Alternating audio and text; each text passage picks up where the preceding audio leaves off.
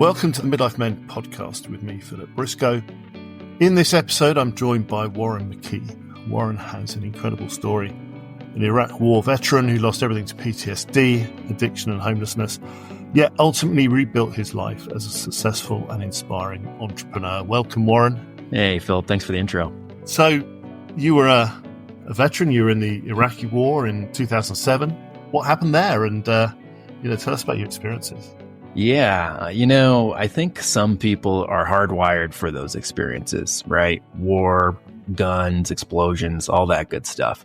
And then people like me who perhaps are a bit more sensitive than that type of person, we aren't necessarily wired for that. And I think in my case, it was a combination of factors, right? One, I'm not wired for war, like maybe some people are. But on top of that, complex PTSD, right? So when you have PTSD at some point in your life, which can often be invisible, you don't know it's there. Everything feels normal. You don't even realize you have a thing. And then later on in life, another traumatic event happens. So you have basically PTSD twice or more. And then boom, all that old stuff just erupts like a volcano. And for me, that's exactly what happened. I wasn't wired for that. I constantly felt like an outsider. Then I go to war and everything just blows up in my face, and actually none of that happened until I got back, really. In the war, I felt kind of fine. But when I got home, trying to get back to, I guess, a family life, normalcy, none of that made sense to me. I couldn't make any of the pieces work. So how did it begin to kind of unravel for you? Well, initially when I came back, I just felt off, like something was wrong, but I didn't know what, didn't know how to do anything about it. And I don't really think there's a really good safety net there to catch people. I mean, you're also kind of trained to hide things, right? You're looked down upon if you have problems, if you can't hang, right? What's wrong with you? And all these other guys are doing just fine.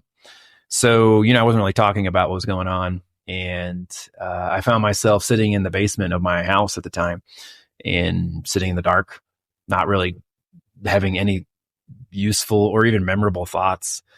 Suicide came up a lot, I think. And I had my two young boys. So at the time, I think they were 3 and 1 or 4 and 2. And I just, not only could I not feel connected to myself, I couldn't feel connected to them. I couldn't feel connected to anything. And, that was tricky. Really, really, really tricky. So you weren't really functioning then as a human being by the sounds of it? No, definitely not. And it was definitely something where I was trying to make things work, but for whatever reason, could not. I mean, I just couldn't. I mean, I was avoiding the pain. I was numbing it. I couldn't do any of that stuff. All I could do was try to keep trying to ignore the problem, really. And on the outside looking in, I think other people probably thought I was functioning just fine because a lot of this nobody was really aware of it. I mean, I'm sure my now ex-wife, then wife, was suspecting something was up because I wasn't my old self anymore. And did you use, coping mechanisms for that? I mean, what did you find yourself doing?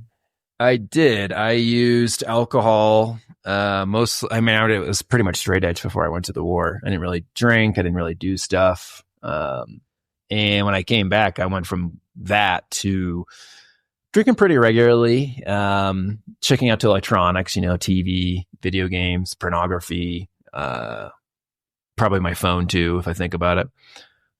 Mostly that, just anything I could to not be in my own experience. So presumably that wasn't really sustainable existence. So what kind of happened? Yeah. So initially, my then wife and I don't know if my family was really aware of it, but she and I were fighting a lot. And that led very shortly after I got back. I mean, it must have been like maybe a few months. I left to go to a friend's house to stay there. And had this really dramatic falling out where she jumped on the back of the car to try and prevent me from leaving. Like pretty wild stuff that you see in movies and you think this isn't real life. And turns out real life is usually more bizarre than movies. But, I went to stay with that friend and not to blame anyone but myself, but just started smoking weed, which in a way did help. I mean, it made everything okay, but it also was just another form of the same problem, right? Coping and ignoring that that there actually was a problem. And then, of course, the friends I was saying were single guys. So we all started drinking daily together, having a good time, that kind of stuff, which made it really easy to ignore there was a problem. But obviously that can't go on forever.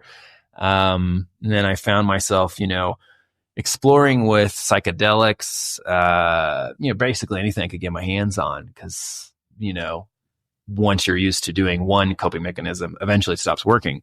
So then you just turn to other coping mechanisms. And then it's like a snowball. So it's not like I can blame weed or alcohol. It's more like they just stopped working. So I tried other things. And then it became where I was taking psychedelics like 2, 3, sometimes 4 or 5 times a week. Oftentimes, there was a tolerance that wasn't even working, just wasting these substances, but just literally trying to get my hands on different things to try and unconsciously, of course, right? There was no thought process here. It wasn't like, oh, I'm doing this because I feel pain. It was more like, oh, this is fun and better than everything else I'm doing. So you're kind of free falling by the sounds of it. Where was the bottom? Yeah, the bottom was, I rolled my car. Well, part of the bottom, it's like a series of events really, but I rolled my car. The police arrested me. They found drugs in my car. So I got a drug possession felony for, I think, Adderall and marijuana. And then, instead of facing and mind you, I was a military police officer in the Army before all of this. So it's just like such a 180.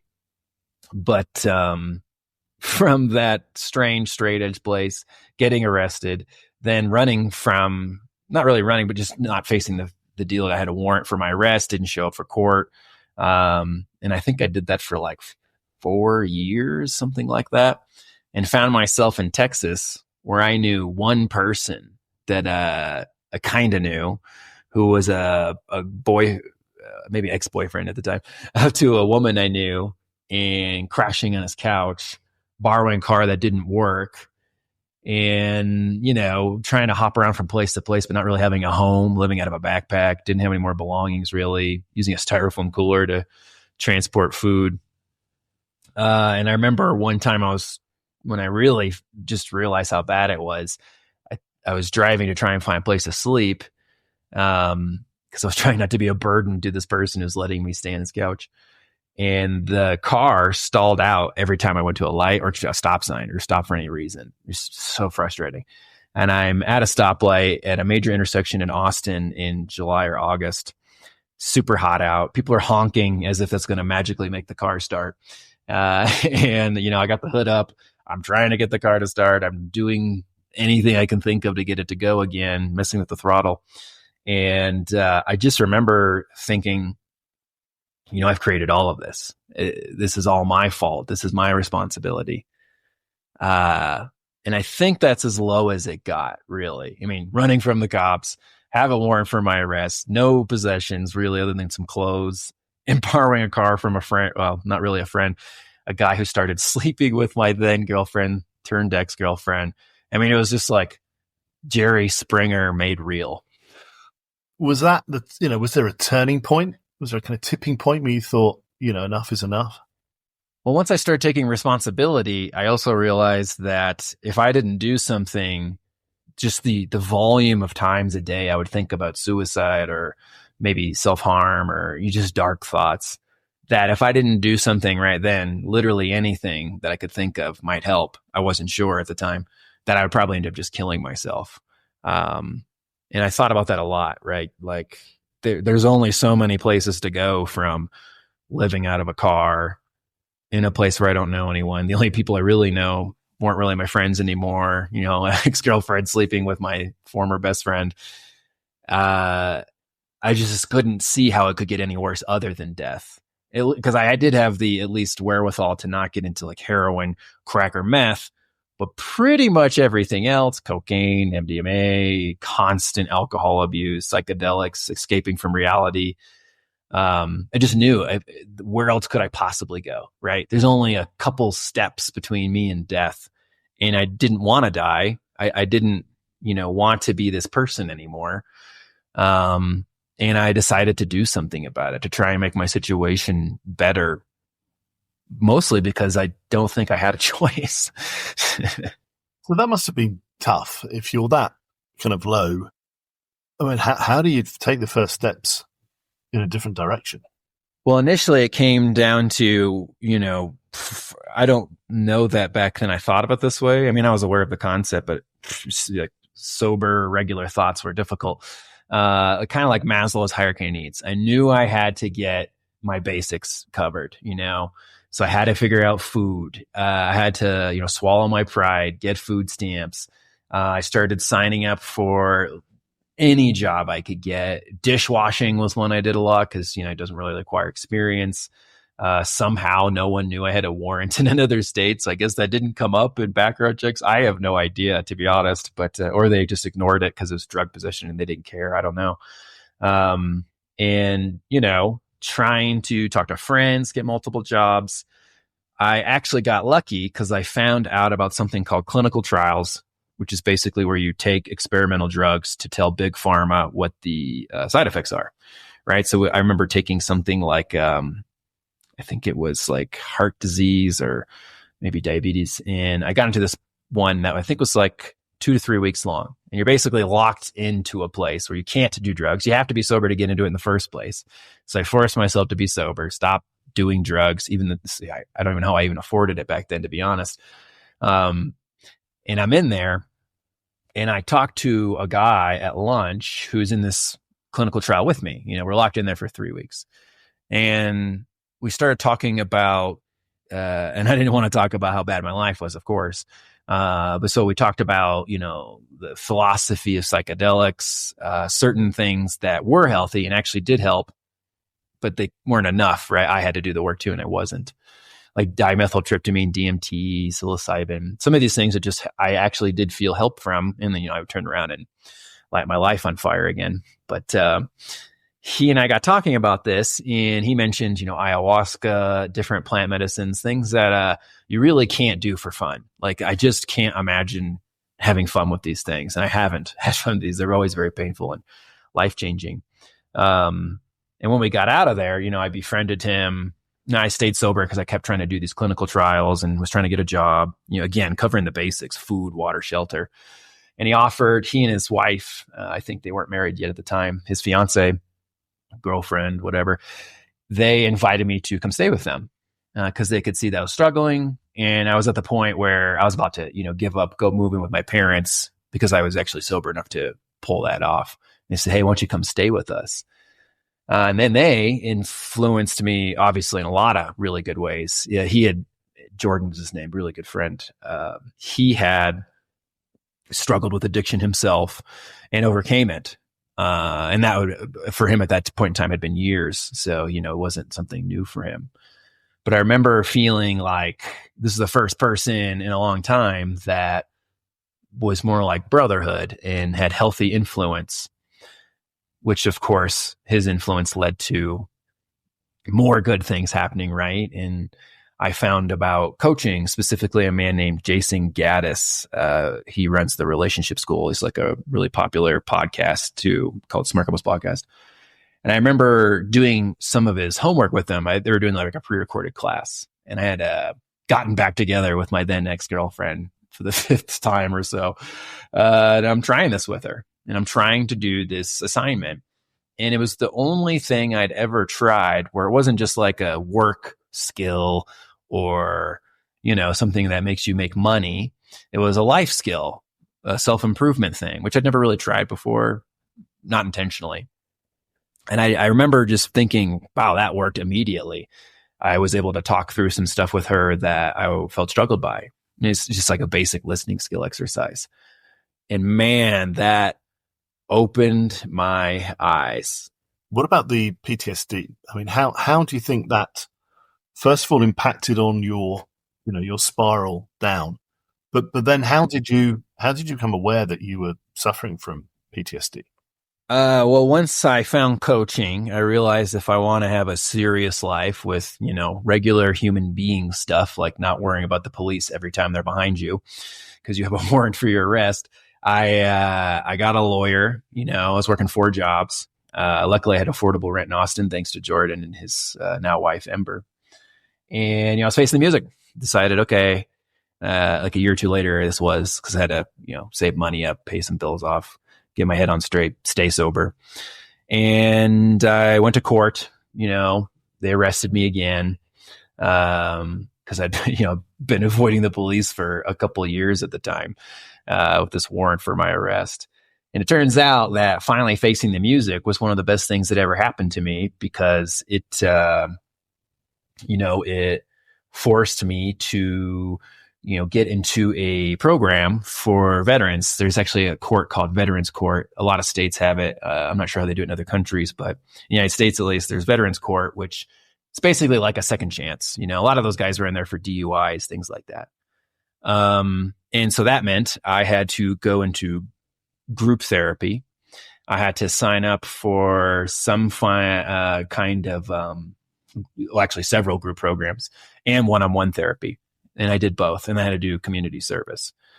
And because I then found coaching, I'd learned about relationship skills. It was the thing that was missing for me. I wasn't connected to anyone. So when I fell through the cracks, well, there was no one there to catch me. And I knew I had to work on that. Otherwise, I'd probably end up back where I was at some point eventually, because I could tell it would get hard again. So when I'm in therapy, I'm talking to the therapist who was also a veteran. He was part of the Vet Center, which is like a treatment program for vets. And, in group therapy, I'm hearing people talk about, how'd you get arrested? What was the thing that led to this? What was that like for you? It just really normalized that a lot of us have forms of PTSD or different various things, maybe even just symptoms of this if we don't want to go as far as saying we have a diagnosis. And just kind of opening my eyes to how many of us are just brainwashed to not deal with it. Sometimes, they never get out of that. And I have friends who committed suicide over the last, 5 years or so, maybe 5-10 years, who they never dealt with it because, again, we're brainwashed to just ignore it. But being in these group therapy, being in one-on-one therapy, and then given an opportunity to choose my own community service where I taught these relationship skills to other veterans. And a lot of these, actually all of these guys were Vietnam era vets. None of them were like my age or anything. So I'm teaching these guys who had been through this shit. One of them had schizophrenia. It was so hard to work with these guys, but it also showed me, this is just a reflection of myself. And this is how bad it could have gone had I not done something, it's just completely life-changing. And why do you think, you said we're brainwashed to not kind of deal with PTSD. Why do you think that is? Well, if you're sitting here expressing something like weakness, especially when you're supposed to be at the ready, deployable, right, ready to go to war whenever they choose to do that, I imagine that it's kind of hardwired in. I don't know if that it's intentional, of course, but if it works, why fix it, right? And, at one point in time, there was, I think like a veteran was killing themselves every 54 minutes. That's what the numbers broke down to, at least in the United States. And, that's after they've been deployed. That's after they've done their service. That's after they usually, I don't even think a lot of these, and some of them are in the military, but I think a lot of them are out of the military. They get out and they just can't escape the monkey on their back, right? This thing that's constantly following them.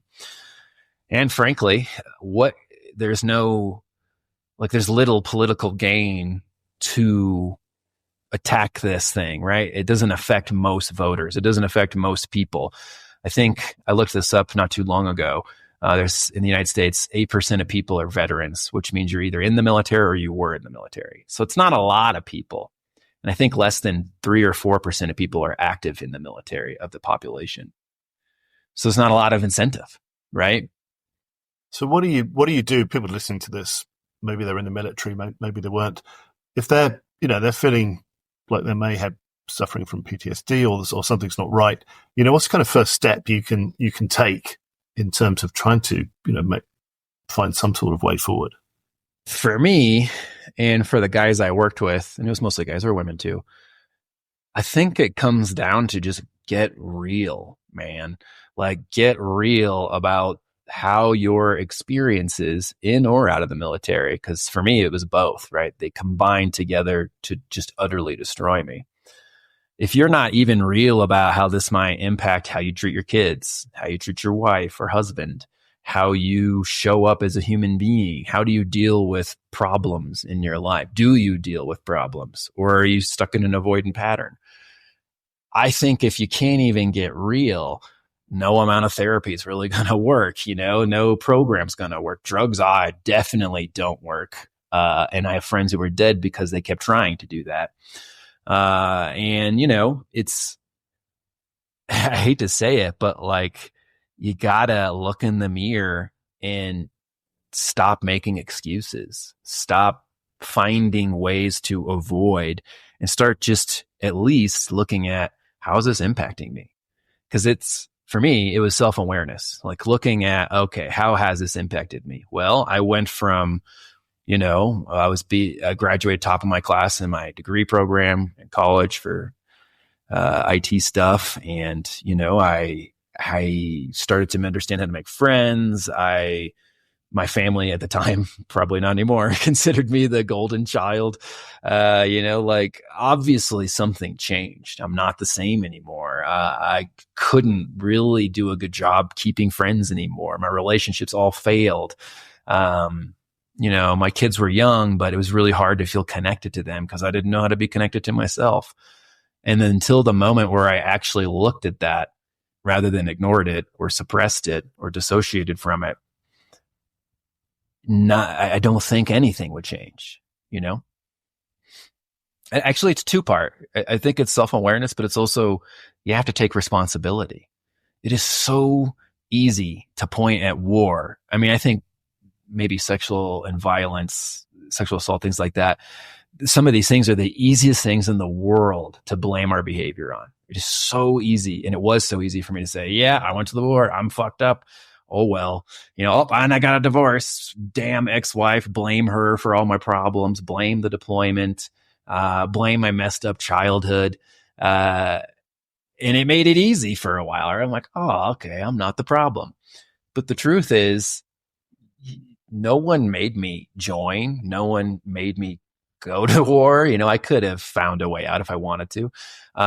No one made me get married. No one made me get a divorce. My ex-wife doesn't control me. My childhood, although it influences me, doesn't make me make the choices I do. I make those choices. Like Jocko Willink talks about this, Navy SEAL turned trainer, coach, many other things too. It's mind control. Are you in control of your mind? Or are you letting your mind control you? And can you do this on your own though? Do you need help from others? I mean, you had somewhere to stay, your friends looked out for you and, you started the coaching and that kind of helped you find a way forward. But is it something you can cope with by yourself? Do you need to share it at least and find help? I don't think it's possible. I think we're human beings, we're mammalian, we're packed animals. We need other human beings. And frankly, I know I've said this a few times, but I'm going to keep saying it. Everyone I know that tried to do it on their own is either dead or I have no idea what happened to them. They might be dead. I don't know what's going on. Their lives are probably not ideal. They're not living their best life, as one might say. And all the people I know that just got honest and talked about it and started seeking help and opening up about it. Those people, especially me, most of us have improved our lives. Most of us have been able to turn it around. And it's not just military folk, right? It's just, anybody who's got serious unresolved trauma. The more you hide it, the more it controls you. Actually, my mentor, who I work with as well, a good friend, Annie Lala, said it best. The more eyes you have on your shame, the less control shame has over you. And I can't emphasize that enough. I mean, that was the thing that changed my life, telling people, hey, I'm struggling. And then suddenly resources appear. Suddenly people show me they care. Suddenly I realize all these stories I have that I'm alone and no one gets it. There's something wrong with me. They start deflating. They start, it took time, but it started becoming, less that and more, this happens to other people. I'm not alone. I'm also not broken. I don't think I would say it's like fix this, but more like I can make things better. You never are done with it too, right? It's like an infinite onion. You unravel one layer, there's another layer of onion there, but it's with other people that we heal. And of course you can do things by yourself too, but it can't be just that. I don't think it works.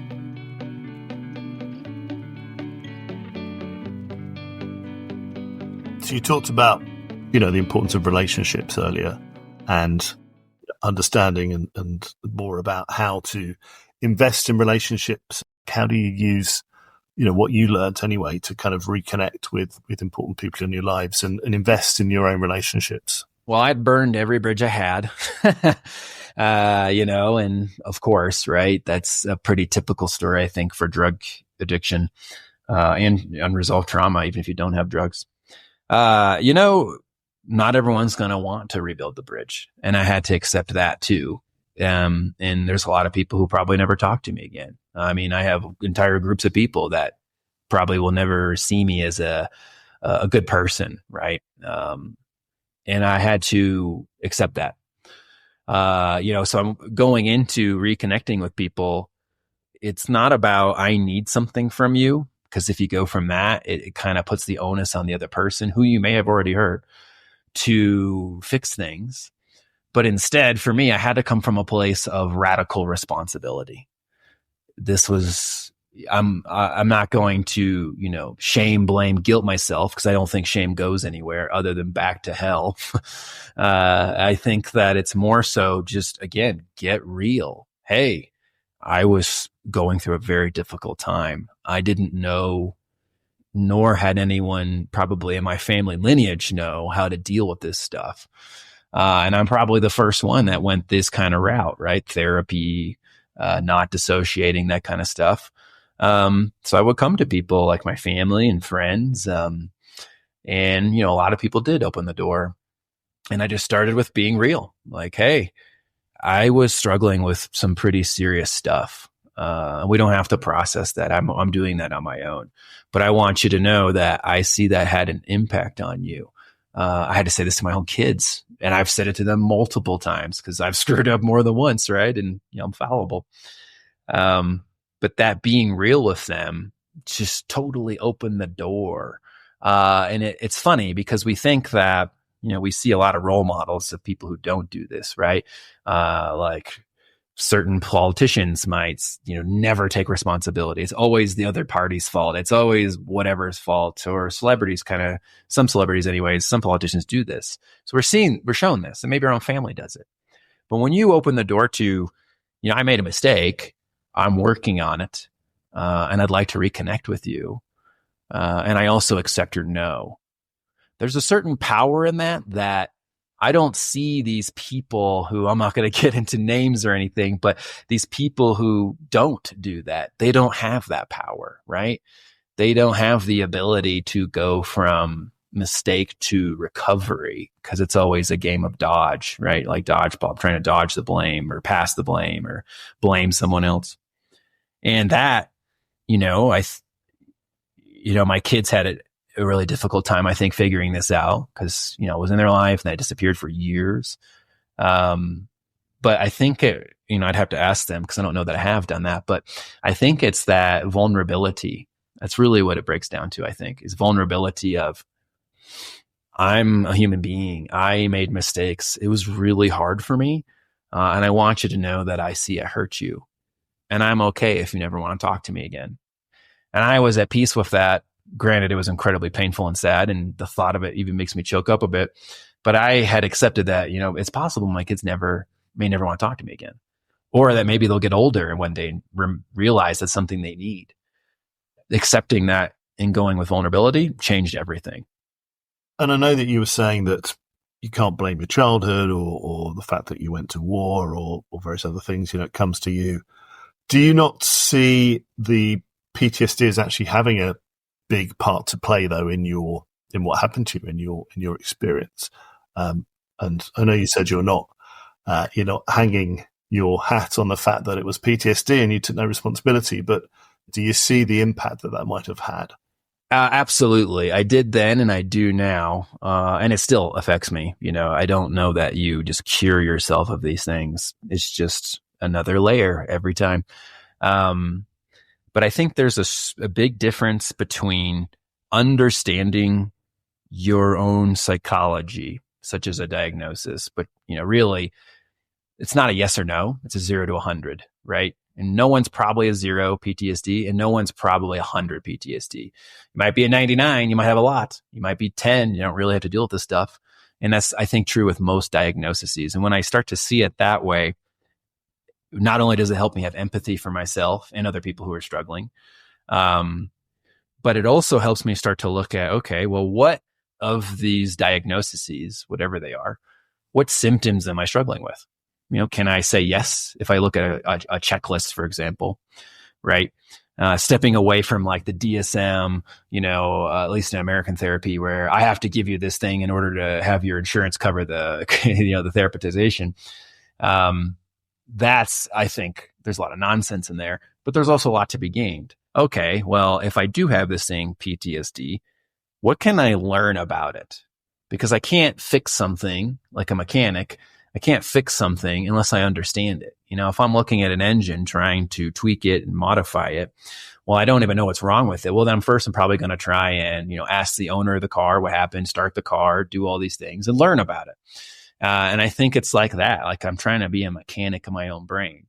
I don't blame the car for breaking down because that just happens, right? It's just a part of what happens. And if I'm sitting here saying, like cars are bad and the cars are the reason I have a problem, well, then, I might have to look in the mirror and say, well, did you change the oil? Did you change the fluids? Did you swap the battery out every several years?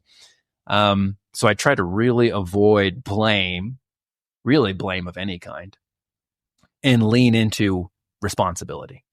So when I say I have PTSD, I'm very cautious to look at it from the lens of, and that makes it okay that I do the things I do that I'm not proud of, but rather than it's just a tool to understand myself and others. And how do you, and this is for the benefit of people listening as well who might suffer from PTSD, how do you how do you manage it on an ongoing basis? Because I imagine it, as you said, it's on a scale, 0 to 100. How do you, this is a lifelong condition, I guess, how do you manage it on a daily, weekly, basis? I look at, I was coaching people for a long time, so I had to come to terms with this because everybody's got a thing, right? I am this way because of reasons. And to every person, those reasons are usually pretty powerful. You might say PTSD, or you could just go straight to the trauma because my childhood, because my ex-wife, my ex-husband, whatever.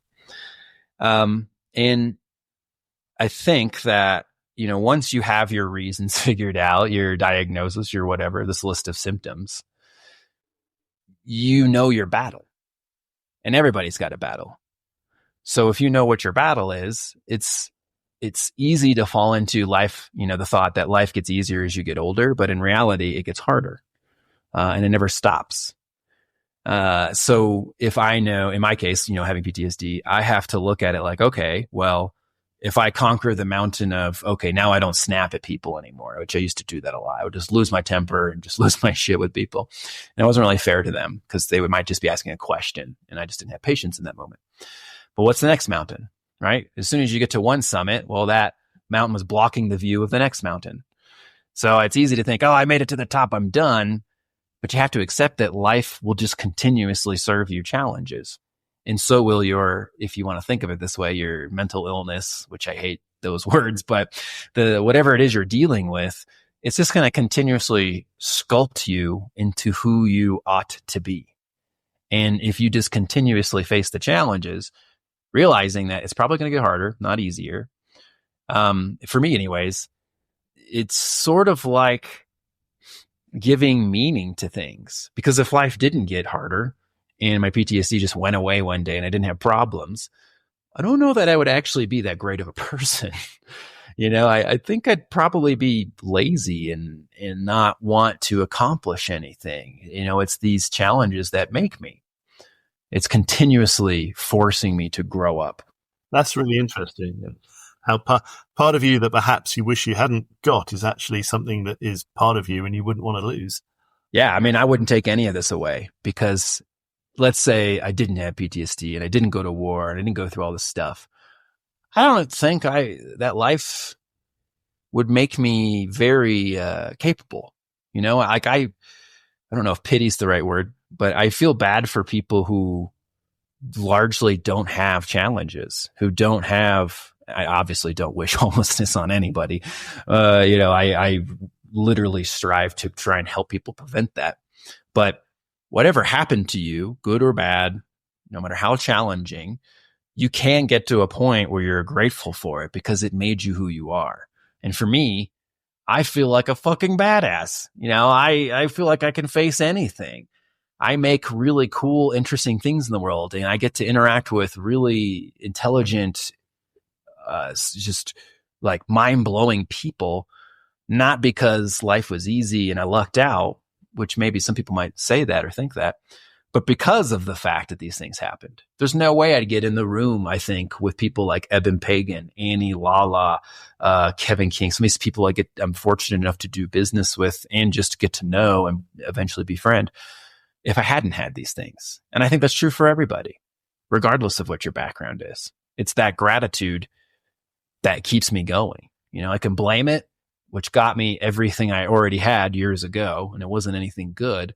Or I can, actually, I'll rephrase. I had a therapist say it best, just to bottom line it. You can't change what happened to you, but you can make meaning of it. That's how I feel about it. So did coaching come naturally to you then? And it sounds like it did. And can you tell us more about, the coaching that you do and your approach?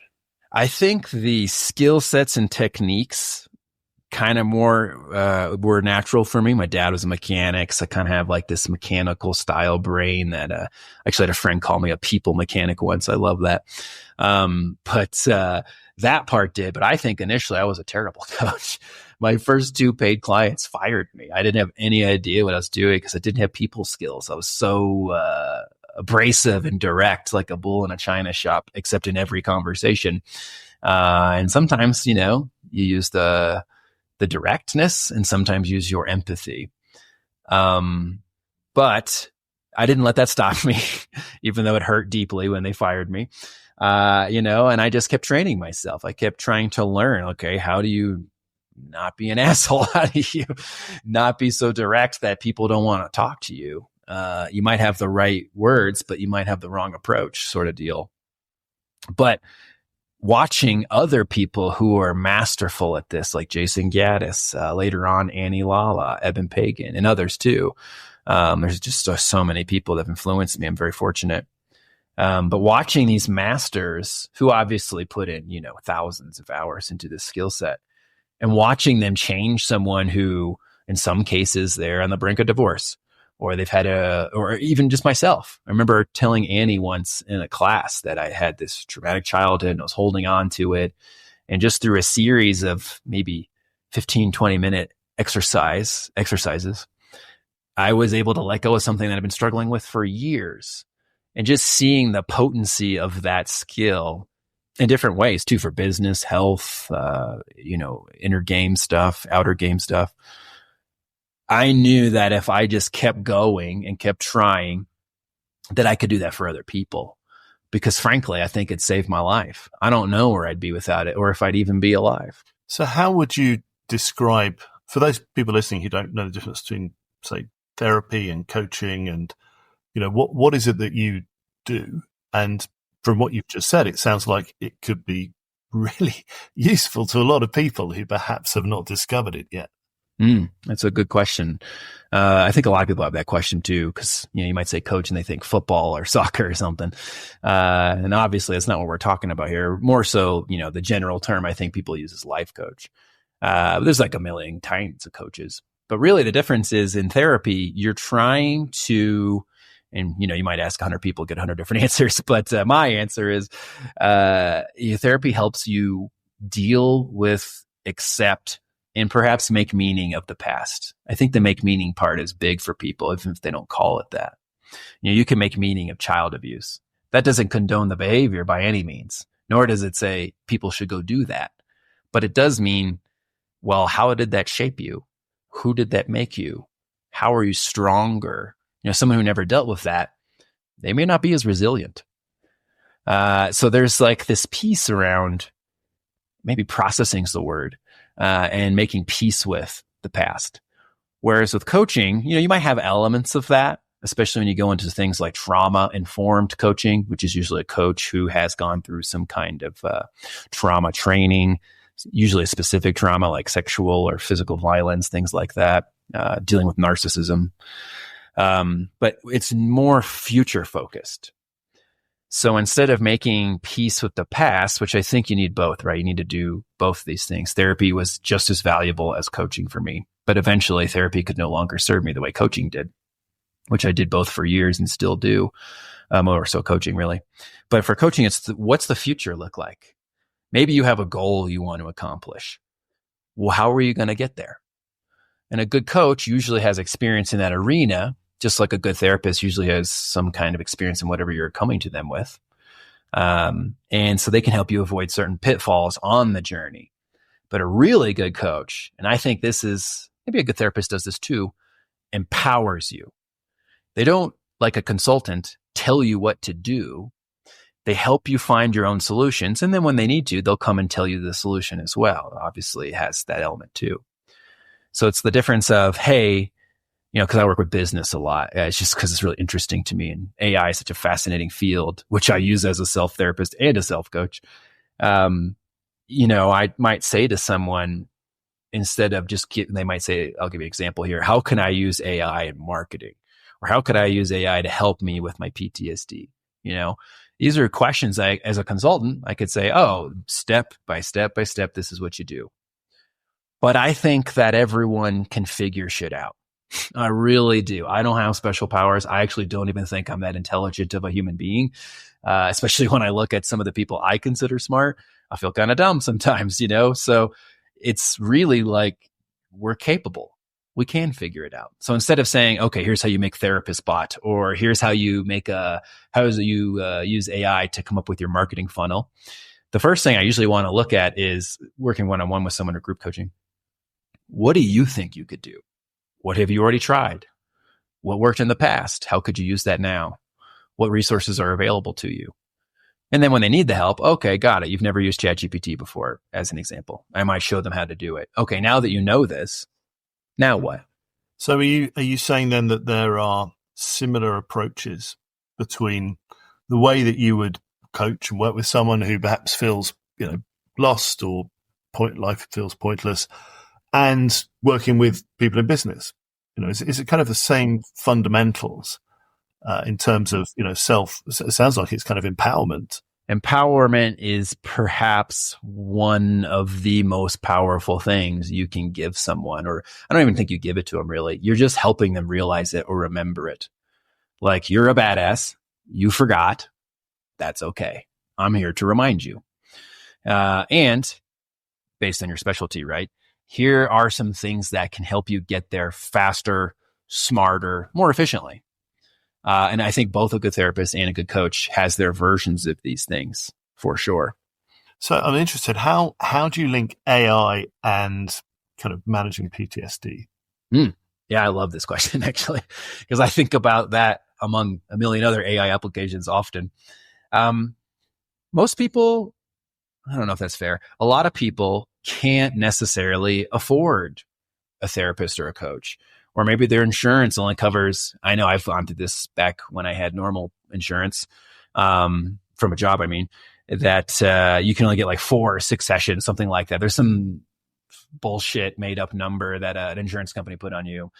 But who judges that you can, quote unquote, solve your trauma in 6 sessions? It's nonsense.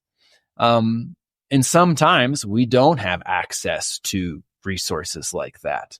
So what do? Just tell your friends and commiserate? I mean, I've tried that too, and it can help, right? Being heard does help, especially if you're telling the right people.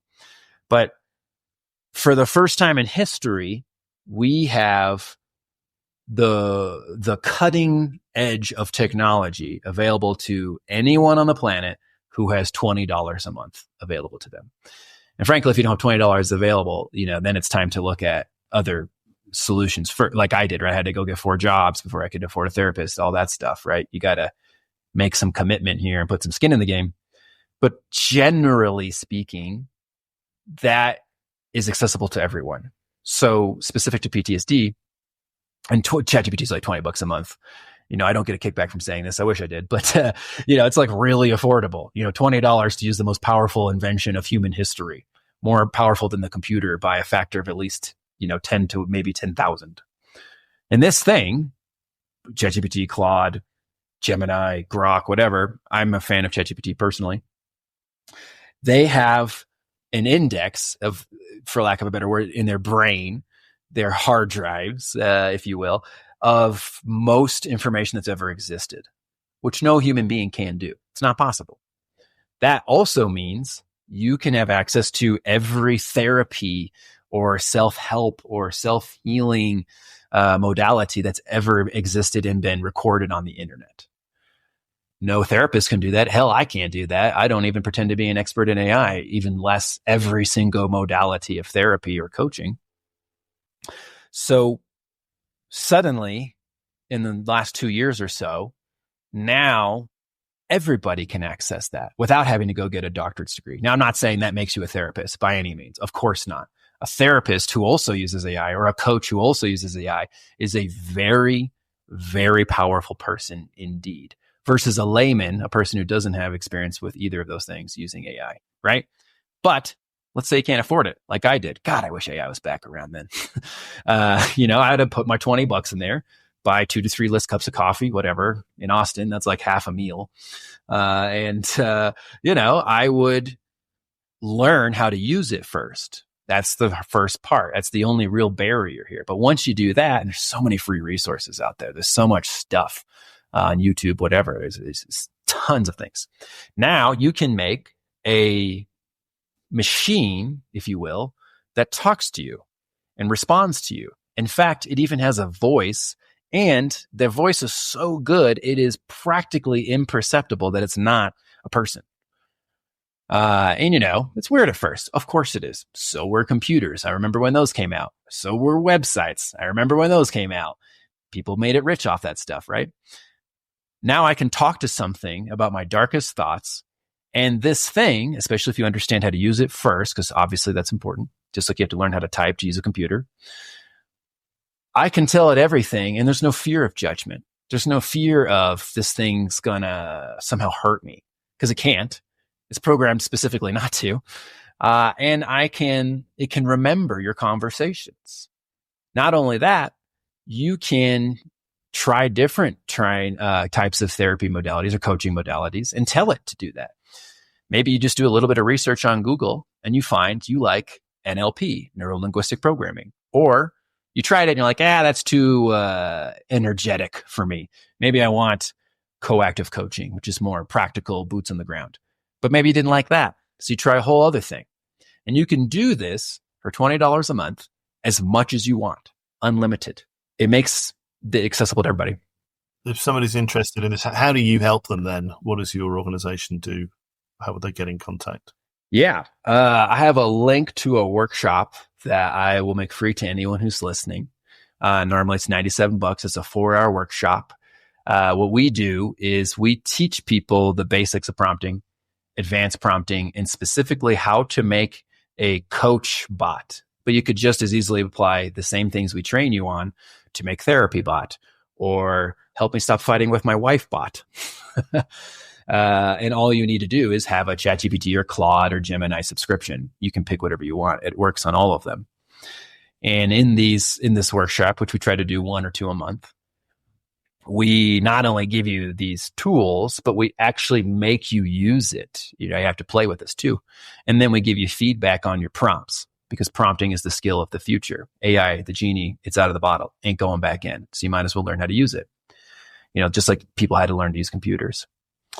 And then once you're having that capability, the next step is learning how far can you stretch this thing?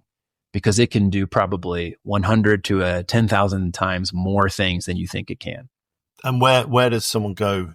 Well, we'll put links in the description. Where do people go find out about the course, the workshop? Yeah, I'll have a link directly to the workshop, and I'll put a promo code with it. It's actually $1, just the way our software is set up. You have to pay $1 to get registered. So if you have $1, you can join us. And if you don't see the link for whatever reason, you can go to visions2ventures.com. And that has a bunch of free tools to help you get started. Anyone that's just got a little bit of dedication can take what we're giving you and do a whole bunch of cool stuff with any of these LLMs, large language models. That's what ChatGPT is, Claude, etc. Brilliant. Thank you. I'll put those links, make those links available in the description. Let's finish then, Warren, if I may. Question about, advice that you might give to your younger self. If you could go back and speak to yourself when you're at your lowest point, what advice would you give yourself? It's a good question. It's tricky because I'm trying to penetrate the mind of someone who is avoiding all things that help him. And I don't know that I would probably say anything. I don't know that he's open to it. Instead, I would just listen. I would want to know more. I'd be curious. I'd ask questions. I would hold space without giving advice, without judging, without telling him how to live his life. And I think most importantly, I would believe in him. I would love him. And I think that's something I truly lacked back then. How do you help someone who doesn't want to be helped? Love them. What's the opposite of addiction, right? Connection. Thank you, Warren. Thank you for being really honest and open with us. That was really, really, inspiring. And good luck with the future. Yeah, thanks, Philip. I appreciate the time. It's been a blast. Thank you for listening to the Midlife Men podcast with me, Philip Briscoe. If you're a veteran and have been affected by Warren's story, then you can find out more about the mental health support services available on the US Department of Veteran Affairs website, mentalhealth.va.gov, or for more information on PTSD support, visit ptsdva.gov. If you want to find out more about how Warren can help you embrace the power of AI, visit his website, visionstoventures.com. And if you want to take up his offer of attending one of his 4-hour workshops for just $1 instead of the usual $97, then visit aimarketingkickstart.com and use the discount code WS96OFF. OFF. If you have a story to tell, you think your experience would help others, then please get in contact either via the website mid-lifemen.com or email me at midlifemen01@gmail.com. If you're listening and you like it, then please do rate and review the podcast. Helps raise our profile and reach more people. And then finally, there's now a book available called Men Speak Up, Journeys Through Mental Health, which is based on some of the stories from the podcast, and it's available to buy on Amazon and from other online bookstores.